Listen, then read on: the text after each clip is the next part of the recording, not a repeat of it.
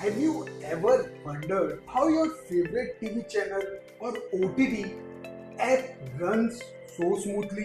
Shows time पर start हो जाते हैं, एड्स सही मौके पर आते हैं और कंटेंट सीमलेसली प्ले होता है. Behind the scenes, there is a cloud-based technology जो कंटेंट शेड्यूलिंग, स्ट्रीमिंग और एड डिलीवरी को रियल टाइम में मैनेज करता है. Today, we talk about Amagi, the company changing the face of media, now coming with its IPO. यह कहानी शुरू होती है कोयम्बतूर के कॉलेज रूम में, जहां तीन दोस्त भास्कर, श्रीविद्या एंड श्रीनी पहली बार मिले. ये कोई मीडिया मोगल नहीं है, बल्कि हार्डकोर सॉफ्टवेयर इंजीनियर्स थे. इनका पहला स्टार्टअप था इम्पल्स सॉफ्ट, जो ब्लूटूथ सॉफ्टवेयर बनाता था. उन्होंने इसे $15 मिलियन में बेच दिया.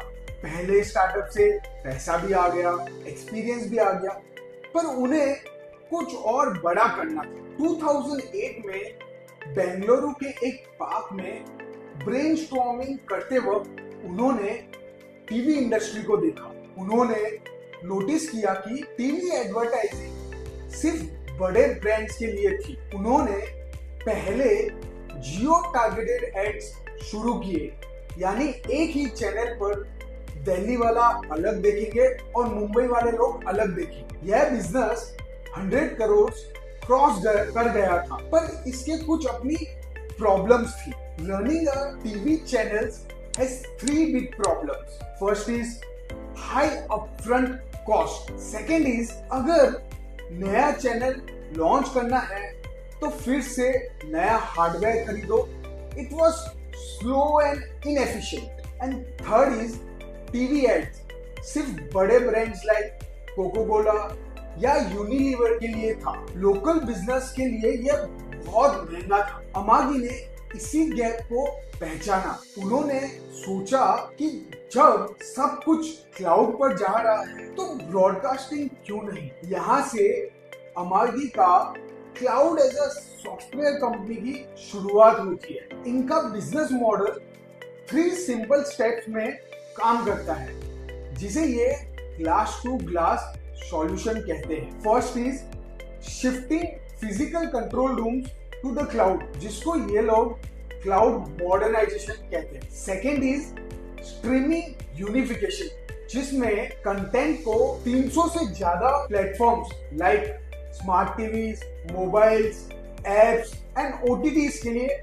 ऑप्टिमाइज किया जाता है. एंड थर्ड, जो सबसे इंपॉर्टेंट है, ये क्रिएटर्स को एड्स के जरिए पैसे कमाने में हेल्प करता है. मार्केट में काम करने वाले और भी लोग हैं, पर अमागी में ऐसा क्या स्पेशल? इसका आंसर यह है कि यह एक end to end solution provider है. बाकी के कॉम्पिटिटर्स सिर्फ किसी एक स्टेज पर काम करते हैं, पर अमागी कंटेंट क्रिएशन से लेकर मोनेटाइजेशन तक सब कुछ संभालता है. इनकी एआई टेक्नोलॉजी इतनी स्मार्ट है कि वो बता सकते हैं कि ट्यूसडे नाइट को एक्शन मूवीज अच्छा करेगी या sports highlight, which automatically gets schedule and creates. और क्या आपको पता है इन पे ट्रस्ट कौन करता है? Companies like Sinclair, NBC universal, Samsung TV plus और यहाँ तक कि national basketball association and national football league जैसे बड़े स्पोर्ट्स. 2024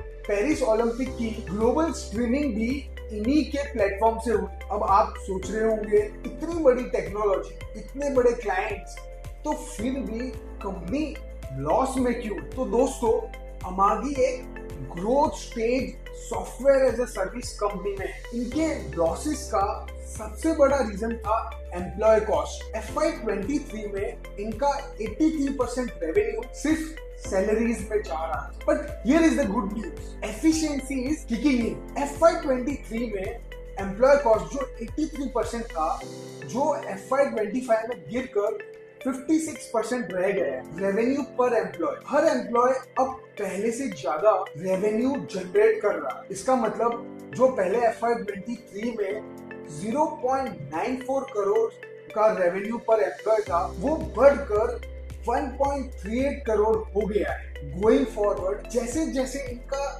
रेवेन्यू स्केल होगा, इनका fix cost like salaries will remain stable और उसकी वजह से ऑपरेटिंग लिवरेज आएगा, जिसकी वजह से प्रॉफिट्स बढ़ेंगे। अगर हम एक इन्वेस्टर की नजर से देखें तो अमागी 3 पावरफुल मेंटल मॉडल्स पर फिट बैठता है। First is the flywheel effect.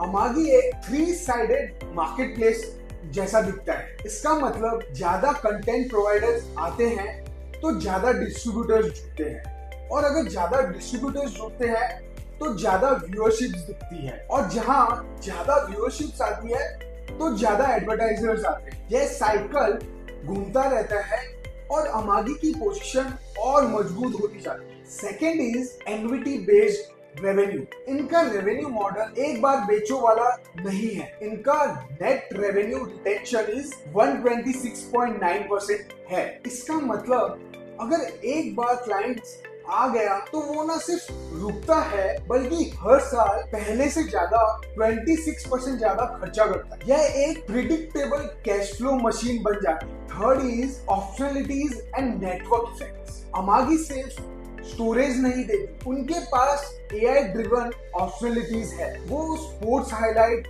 Auto generate कर सकते हैं या टारगेटेड एड्स इंसर्ट कर सकते हैं। जितना ज्यादा डेटा उनके क्लाउड से गुजरेगा, उनका AI उतना स्मार्ट होता रहेगा, जो एक डेटा नेटवर्क इफेक्ट क्रिएट करता है। But with investment comes risk. तो इनके टॉप 10 कस्टमर्स गिव्स 33% रेवेन्यू। इसका मतलब अगर एक बड़ा क्लाइंट गया तो बड़ा revenue will impact significantly. And second is they depend on AWS for cloud. If AWS hikes prices, then margins could squeeze. Also, उन्होंने कमिटमेंट कर दिया है कि वो अगले 6 साल में 2,300 करोड़ खर्च करेंगे। अगर रेवेन्यू ग्रोथ स्लो हुई तो ये कमिटमेंट भारी पड़ सकता है। At the end, as media and broadcasters players are moving away from traditional hardware based system to cloud based system due to the added benefits. Amagi is a key player in this shift by providing an end-to-end cloud-based software platform to these players. These platforms allow them to upload, manage, and distribute their content on the cloud at different stages of the content lifecycle. This shift is structural and still untapped, meaning अभी सिर्फ 10% media operation cloud पर है, बाकी 90% अभी भी वही पुराने hardware पे चल रहे हैं।